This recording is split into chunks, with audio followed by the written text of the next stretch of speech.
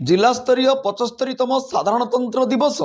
समारोह 2024 Baleshwar police line पड़ियाठारे अनुष्ठित हो जाइछि। एही उपलक्षे स्थानीय पुलिस पैरेड पड़ियाठारे सकाळे 8:30 समय आयोजित जिलास्तरीय समारोह रे श्रीमती बासंती हेम्ब्रम मान्यवर राष्ट्रमंत्री स्वाधीन महिला और शिशु विकास एवं मिशन शक्ति विभाग ओडिशा मुख्य अतिथि भाव योगदान करी जातीय पताका को उत्तोलन करथिले एवं समस्तंकु नववर्षर शुभेच्छा एवं अभिनंदन ज्ञापन करथिले। संविधान प्रस्तावना आमे भारतवासी भारत को एक सार्वभौम समाजवादी धर्मनिरपेक्ष गणतांत्रिक साधारणतंत्र रूपे संस्थापित करबा पई एवं यार समस्त नागरिकों को सामाजिक अर्थनैतिक और राजनैतिक न्याय चिंता मत प्रकाश धारणा धर्म विश्वास उपासनार स्वाधीनता मर्यादा और सुजोगर समानता प्रदान करबा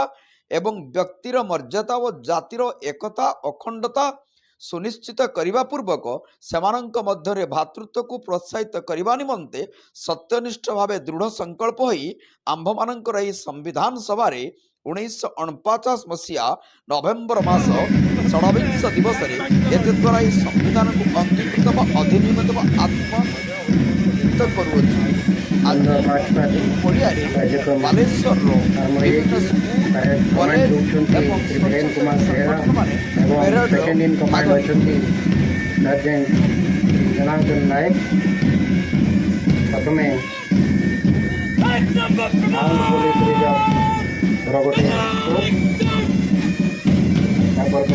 होमगार्ड गोटे दल अच्छा सुंदर भाव मुखरित भाव ताल मिसाई चलती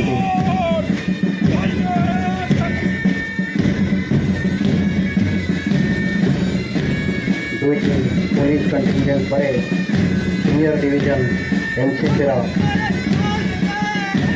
कैडेट प्रथम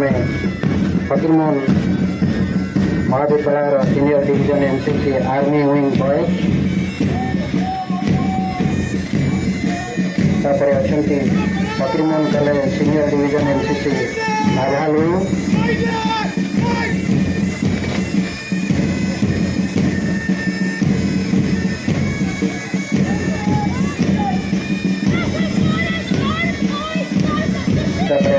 Fakir Mohan autonomous college senior division NCC girls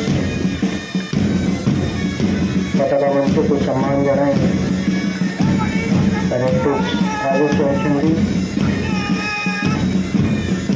आगे NCC senior division Remuna degree college Baleshwar गोटे